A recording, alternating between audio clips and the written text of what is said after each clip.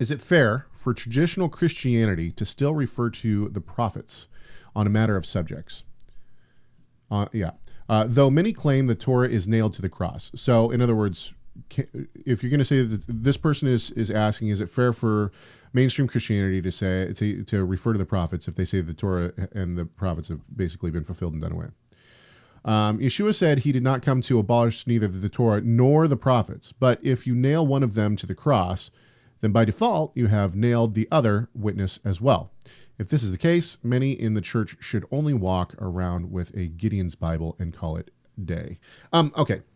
A Gideon, meaning the Gideon New Testament that, Right. I've gone through a bunch of those. I love those, by the way. Anyway, you got the King James, New Testament, Psalms, Proverbs. My great-grandfather was a Gideon. He was part of the Gideon Bible Society. Anyway, I think that, I know that terms, we are very big on defining terms, okay? And so I think that when you have a Christian, a mainstream Christian person who you're talking to who says that the Torah has been nailed to the cross, this needs to be defined. Because they don't mean the Torah in full. I think that... Right. I think Rob froze. Hang on just a sec, Rob. I'm not sure what they mean. you You'd have to ask them, what do you mean by that? Right. Because that's they heard someone else say that, and they're just regurgitating it.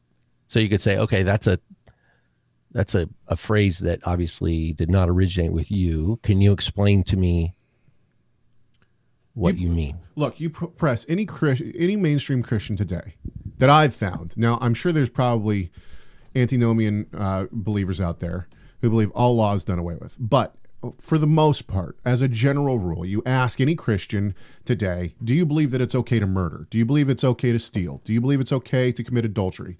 The answer is no. Do you believe the no. greatest commandment is to love God with all your heart, soul, and strength? And they're going to say yes. Okay, wait a minute. That's the Shema. Yeah, that's exactly. Part of the Ten Commandments. So, but the point is that that's the point, though, is that we have to define what we mean by law and what we mean by Torah. So and I mean, honestly, going back to, I don't want to rehash this, but going back to our discussions with Durbin and his his friends. Not really but yeah, but the point is that obviously Durbin and the people over at Apologia Studios, they have a high regard for a lot of the Torah. This is they seem to. Someone, was it Derek? Someone posted in our Facebook him preaching from Leviticus at like right, regarding homosexuality or something. So the point is that no matter what, and I would consider myself a Christian. So at what point, each person's going to be different.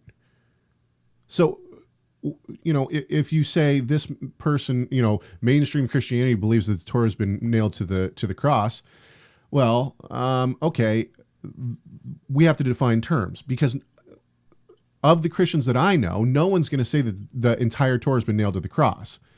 They're going to say parts of the Torah has been nailed to the cross. They're going to say, the ceremonial parts have been nailed to the cross, or, and even within Messianic Judaism today, the Jewish parts of the Torah have been nailed to the cross, or the Jewish parts of the Torah are only for Jews and not for Gentiles. These are the kind of things that we hear, but not necessarily that, that the entire Torah has been nailed to the cross. So in my opinion, as I read this question, the answer is no. It's not fair to say that Christians shouldn't refer back to the prophets. Don't miss any clips from Messiah Matters by clicking the subscribe button. Also, give this video a thumbs up and share it so other people can see it too.